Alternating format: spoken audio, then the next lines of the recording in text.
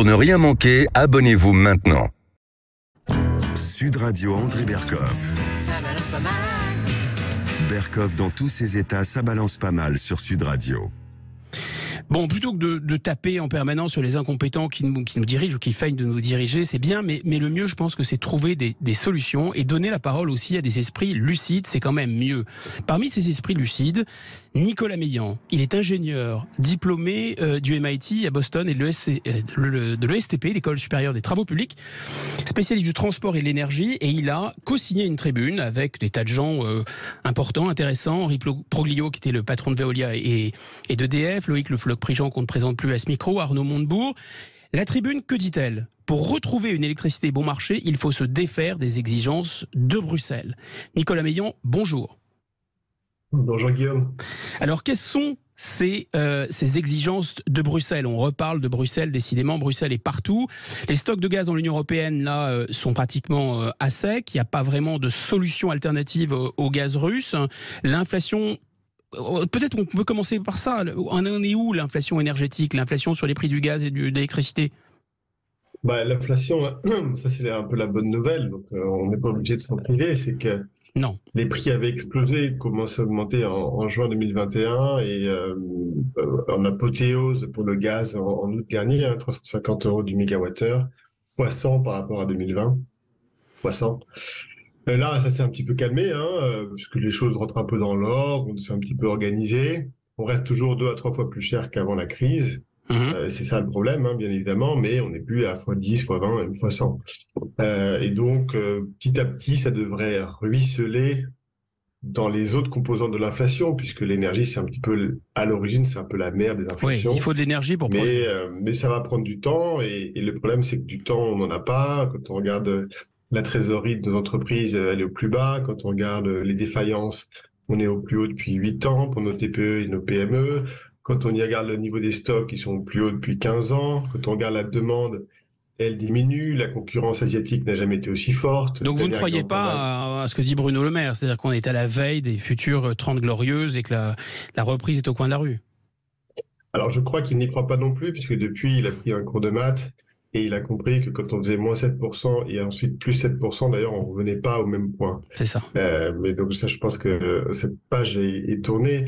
Mais pour revenir sur ce qu'on dit dans cette tribune et les exigences de Bruxelles, en fait, si vous voulez, bon, on sait que l'idéologie de la Commission européenne, c'est la libéralisation de tous les secteurs.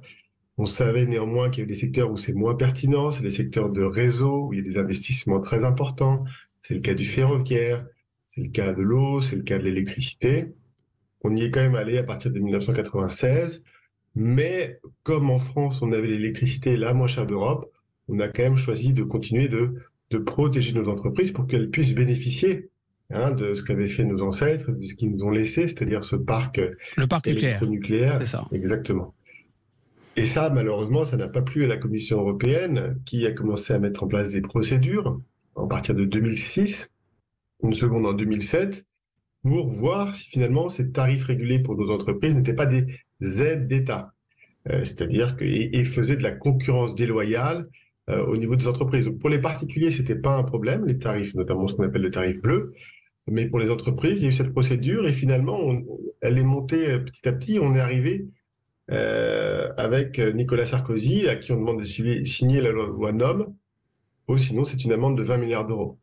Donc là, on a commencé à installer une sorte d'usine à gaz qui a, de fil en aiguille, fait exploser le prix de l'électricité française. Alors, au départ, pour pouvoir satisfaire aux exigences de Bruxelles et mettre fin à cette procédure avec une amende de 20 milliards d'euros, on a dit 3 choses. On a dit, premièrement, EDF va ouvrir et va vendre de l'électricité à ses concurrents pour essayer de créer un marché. Et deuxièmement, on va mettre fin aussi à ce qu'on appelle les tarifs jaunes et tarifs verts. C'est les tarifs régulés pour nos entreprises. Et donc, ces tarifs se sont arrêtés en 2015.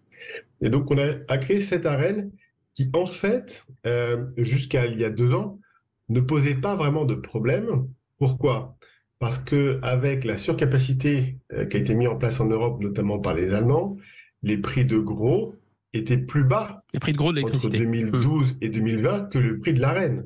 Et laissez-moi deviner, quand les prix ont augmenté, ça a commencé à nous C'est ça le étrangler. problème, c'est comme les prix étaient plus bas, si vous voulez, tous les concurrents d'EDF, qui produisent principalement des factures, ont pu gagner des clients à EDF parce qu'ils avaient des tarifs plus faibles, vu ils achetaient l'électricité sous l'Arenh, et donc ils ont pris 1 million de clients par an.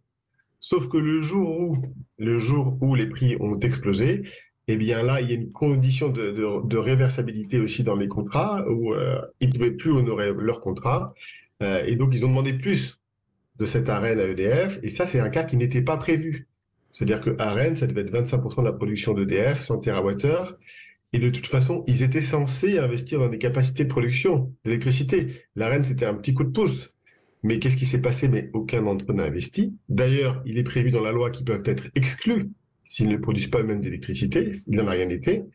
Et puis deuxièmement, en fait, à partir du moment où vous dépassez ce plafond en termes de demande, c'est là où finalement vous avez arrivé dans une situation buesque, alors que par exemple le gaz naturel pèse 10% de notre consommation l'an dernier, il représente 55%. Notre facture est comme si c'était 55% de notre approvisionnement. Alors le nucléaire hydraulique, c'est 80%.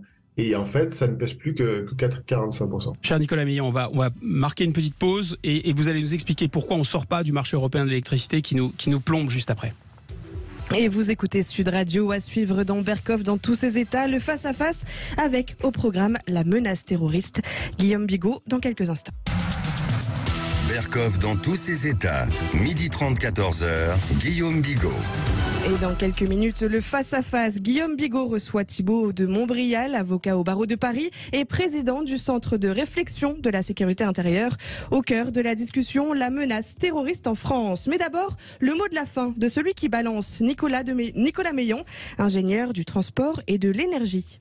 Oui, cher Nicolas Meillan, vous, pour résumer votre analyse, vous nous dites que c'est un secteur, la production d'électricité, dans lequel la concurrence n'a pas nécessairement grand sens, et donc on a joué au marché parce que l'Europe nous forçait à le faire, comme on joue un peu à la dinette.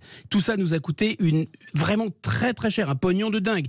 Donc peut-être la conclusion en 2 points, combien ça nous a coûté d'un côté, et de l'autre, si ça nous coûte autant que vous allez nous dire, pourquoi on n'en sort pas tout de suite? Bon, alors c'est quand même difficile de faire une estimation de ce que ça va coûter, mais ce qu'il faut retenir, c'est qu'on a essayé de créer ce marché, ça n'a pas marché, d'autres diraient que ce n'est pas un échec, dont acte. Aujourd'hui, on revient, le problème c'est qu'on n'a pas de marché, donc on revient à des gens qui produisent de l'électricité, et ceux qui n'ont pas joué le jeu, qui n'ont pas investi, qui produisent que des factures, ils sortent. Alors, la question c'est pourquoi est-ce qu'on ne revient pas à la situation antérieure? Ça, c'est vraiment très surprenant parce qu'effectivement, on a découvert dans cette tribune avec Arnaud Montebourg, Henri Proglio, que c'était prévu, en fait. C'est prévu dans la loi NOM qui est très bien faite. Et cette loi NOM, elle dit en cas de circonstances exceptionnelles, qui est exactement ce que nous avons vécu depuis 2 ans. Ah oui, nous sommes en pleine circonstances exceptionnelles. Voilà. Le ministre de l'Énergie et le ministre de l'Économie, donc Bruno Le Maire et Agnès Pannier-Runacher, peuvent signer un décret pour suspendre sans délai ce mécanisme. Donc, on se demande qu'est-ce qu'ils font. Le sujet n'est pas tant de sortir du marché européen, parce que si ce mécanisme n'existait pas, le marché européen ne représenterait que 10%, si vous voulez, dans la fixation de notre facture. Oui, c'est marginal, cette histoire de marché. C'est tout à fait marginal. Donc, il faut suspendre sans délai. Et je renvoie la question à Bruno Le Maire et à Agnès Pannier-Runacher. Qu'est-ce que vous attendez pour suspendre l'Arenh sans délai? Eh ben voilà. On leur transmettra la question de votre part, Nicolas Meillan. Pas sûr qu'on ait la réponse en tout cas. Mais c'est vraiment, je pense que c'est le coût de ce système est à mon avis très supérieur, a priori, à vous de me confirmer, très supérieur quand même par exemple à ce qu'on espère économiser avec la réforme des retraites, soit entre 15 et 18 milliards d'euros par an, non ? Ben là, on est clairement sur des dizaines de milliards d'euros, puisque c'était l'amende qu'on aurait dû payer en 2012. Donc, depuis, il s'est passé 10 ans. Oui, rappelez-nous le montant de cette amende en 2012. Mais au-delà de ça, si vous voulez, c'est des tragédies. C'est des tragédies pour toutes ces TME, TPE, PME, qui ont construit leur capital retraite, leur entreprise, qui sont en train de taper dans leur trésorerie, qui arrive à la cessation de paiement dans pas très longtemps. C'est des tragédies personnelles, et c'est ça qu'il faut arrêter au plus vite. C'est ça. Merci infiniment, en tout cas.